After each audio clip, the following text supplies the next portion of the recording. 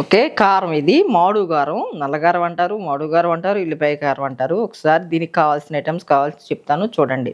ఇదిగోండి, ఎండుమిరపకాయలు 100 గ్రాములు ఎండుమిరపకాయలు తీసుకున్నాను. ఈ తూకాల్లో 100 గ్రాములు ఇట్ట పొట్టు అయితే ఒక గుప్పుడు తీసుకున్నాను నేను. ఇలాగా జీలకర్ర 1 స్పూన్, జీలకర్ర 2 స్పూన్లు ధనియాలు, కళ్ళుప్పు తీసుకున్నాను. ఎండు కొబ్బరి అయితే 25 గ్రాములకు అట్లా ఉంటుంది, 50 గ్రాములు ఉంటుంది. ఇదిగోండి ఎండు కొబ్బరి ఇట్లా తీసుకొని కట్ చేసి పెట్టుకున్నాను. చింతపండు ఇదిగోండి ఇట్లా పట్టు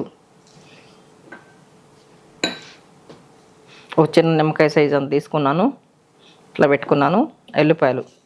కొంచెం ఎల్లిపాయలు ఎక్కువ వేసుకుంటే స్మెల్ వచ్చుద్ది, చాలా బాగుంటుంది కారం. కారానికి కావాల్సిన ఐటమ్స్ మొత్తం చూసారు కదా.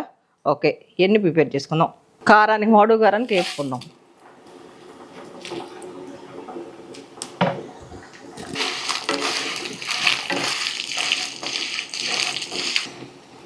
ఏగినవి ఏదో దానిలో మార్చుకున్నాం. జీలకర్ర, ధనియాలు, ఎండు కొబ్బరి కలిపి వేపుకుందాం. ఎండుమిరకాయల్లో కలిసి వేపుకోవచ్చు. ధనియాలు జీలకర్ర మాడిపోతాయి అన్నమాట, ఏగేసరికి ఇవి మాడిపోతాయి. ఈ సపరేట్గా వేపుకుందాం. అయిపోయింది, కట్టేస్తున్నాను. మిక్సీ పట్టుకుంటా కారపొడి చూడండి. ఇప్పుడు వేపుకున్న మిరపకాయలు వేసుకుందాం.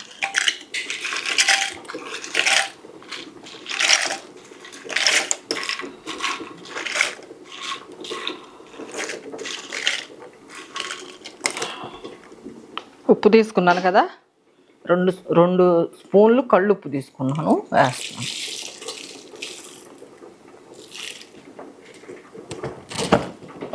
చింతపండు వేసుకుందాం. ఎల్లిపాయ గబ్బాలు వేసుకుందాం. ఓకే, చూసారా ఇట్లా పట్టుకోవాలండి. ఇట్లా కొంచెం తిరుత్తులుగా పట్టుకుంటే ఏమవుతుందంటే టేస్ట్గా ఉంటుంది.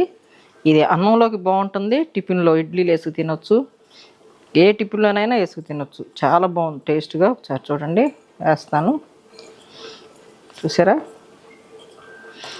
నేను చిన్నతనం అప్పుడైతే మా అమ్మ బాలింతల పిల్లలు పుట్టినప్పుడు ఈ కారం, ఎల్లిపాయ కారం, మాడు కారం అంటారు దీన్ని, ఎల్లుల్లిపాయలు ఎక్కువ వేసి పెడితే పిల్లలకు పాలు పడతాయని ఇట్లా ఎక్కువ వేసి పెట్టేది.